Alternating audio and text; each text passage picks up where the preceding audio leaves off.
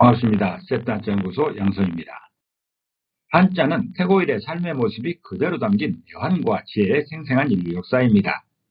한자는 극복 대상이 아닌 동행자일 때가 좋습니다. 이해하면 한자와 좋은 벗이 되어 동행할 수 있습니다. 여기 이해하며 동행하는 멋진 방법이 있습니다. 바로 세트한자입니다. 오늘은 세트한자 제180강 집의 용도에 관련된 세트한자를 공부해 보겠습니다. 오늘 배울 글자는 한 글자의 중심자와 6글자의 관련자로 구성되었습니다. 배경을 살펴보겠습니다. 오늘 배울 글자는 집의 용도에 관한 것으로서 집의 기능별 사용 방법에 따라 다르게 표현되는 한자들입니다. 세트 한자 180강은 집의 다양한 사용을 표현하는 한자들로 구성하였습니다. 중심자를 보겠습니다. 중심자는 집가자입니다. 집가자는 집을 의미합니다. 해당 부수로는 지붕을 의미하고 있는 지붕면자와 돼지를 의미하는 돼지시자로 구성되어 있습니다. 집가자를 이미지로 표현해보면 지붕면자에 해당되는 지붕의 이미지가 있습니다. 그리고 돼지시자에 해당되는 돼지의 이미지가 있습니다.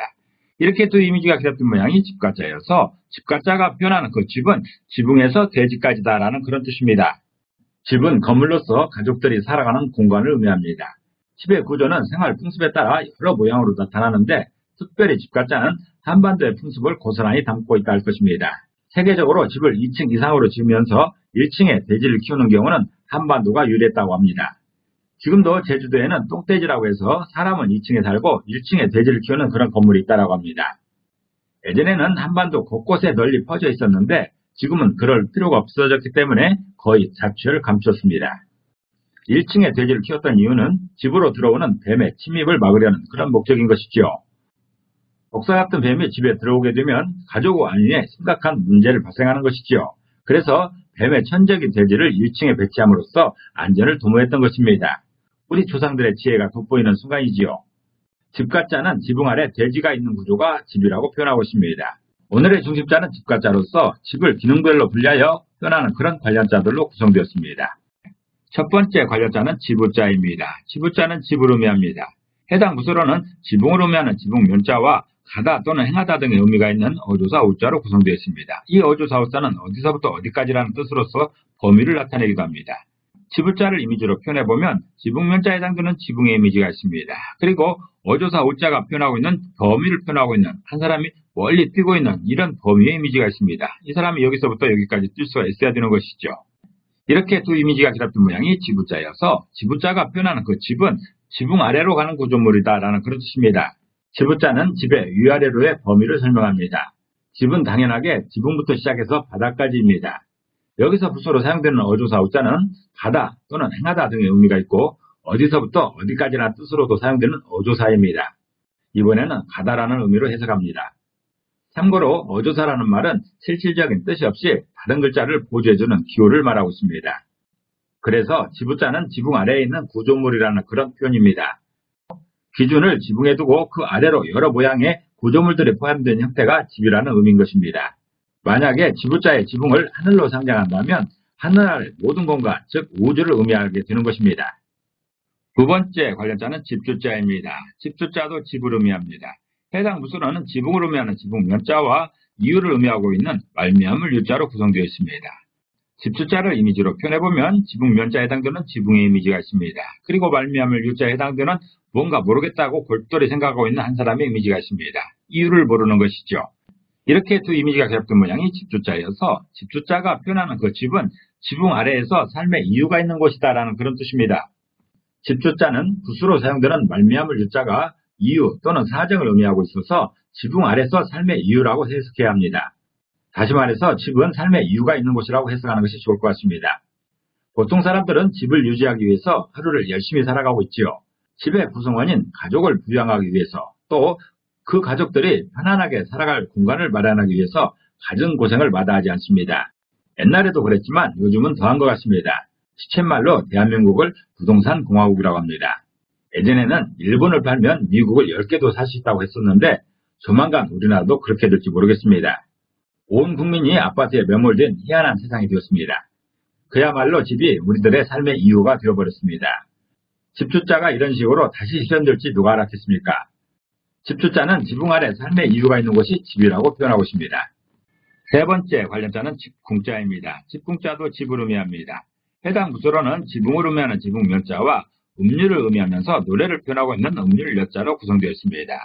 집궁자를 이미지로 표현해보면 지붕면자에 해당되는 지붕의 이미지가 있습니다. 그리고 음률여자에 해당되는 노래하고 있는 사람들의 이미지가 있습니다. 음률을 표현하고 있습니다.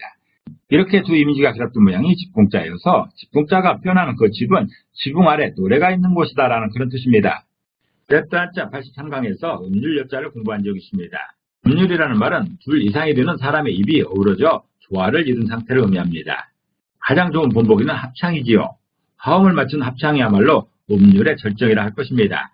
집궁자는 그런 조화로운 상태를 표현하는 음률여자를 부수로 사용해서 노래가락처럼 조화로운 하모니가 나타나는 집을 표현하고 있습니다. 아무래도 집에서 화음이 있는 노랫소리가 들리는 순간은 잔치를 하고 있을 때가 되겠지요. 그래서 잔치를 하는 집을 묘사하는 한자가 집궁자인 것입니다. 임금이 사는 궁궐에는 매일같이 잔치가 벌어졌습니다. 바다에 빠진 심청이가 살아 돌아왔을 때도 궁궐에서 잔치를 했었지요. 집궁자는 지붕 아래서 노래가 있는 곳이 집이라고 표현하고 있습니다. 잔치를 벌이는 그런 집을 표현하고 있습니다. 네 번째 관련자는 집실자입니다. 집실자도 집을 의미합니다. 해당 부서로는 지붕을 의미하는 지붕면자와 이르다라는 의미로서 들어가다라는 것을 표현하고 있는 이를 지자로 구성되어 있습니다. 집실자를 이미지로 표현해보면 지붕면자에 해당되는 지붕의 이미지가 있습니다. 그리고 이를 지자에 해당되는 어디론가 들어가고 있는 아이의 이미지가 있습니다. 이렇게 두 이미지가 결합된 모양이 집실자여서 집실자가 표현하는 그 집은 지붕 아래로 들어가는 곳이다 라는 그런 뜻입니다. 셋단자 136강에서 이를 지자를 공부한 적이 있습니다. 붓으로 사용되는 이를 지자는 하늘에서 땅으로 아무도 모르게 비밀스럽게 이르는 것을 의미합니다. 다시 말해서 목적한 곳으로 들어가는 것이지요. 집은 사람들이 의부에서 할 일을 마치고 들어가는 곳입니다. 아침 일찍 각자의 일할 현장으로 갔다가 저녁이 되면 각자의 집으로 들어가는 것이 사람 사는 모습입니다. 집실자는 지붕 아래로 들어가는 곳이 집이라고 표현합니다.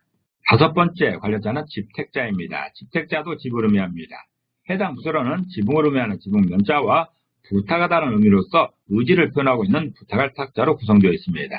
집택자를 이미지로 표현해보면 지붕면자에 해당되는 지붕의 이미지가 있습니다.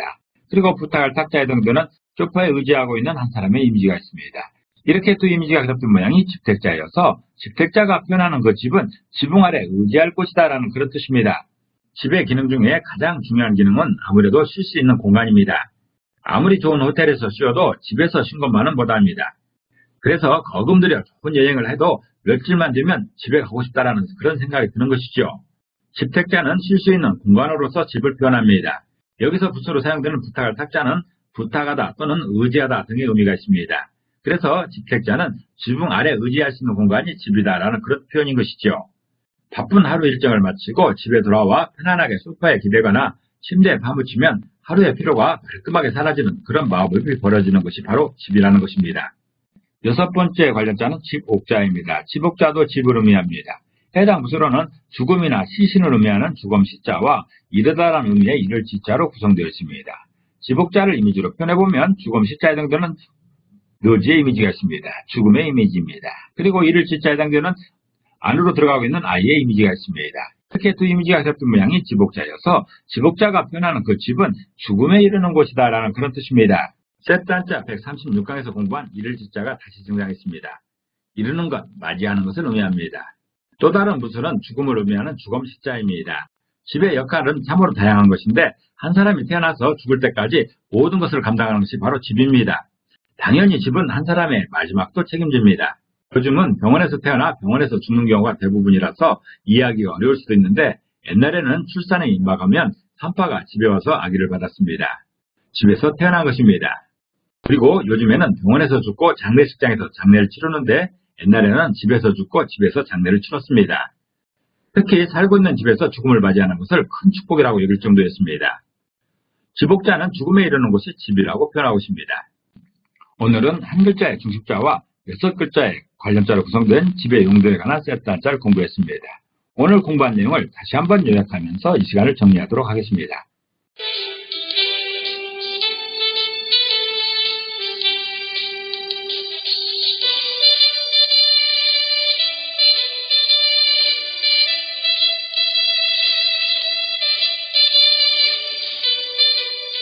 한자는 뜻글자입니다. 그래서 모든 한자에 한획 한획의 의미가 있습니다. 그렇지만 그 의미에 대단한 비밀이 있는 것은 아니고 우리들의 상식에 기반하고 있습니다. 우리들의 상식에 기반하여 이해하고 설명하는 자, 세트한 자입니다. 감사합니다.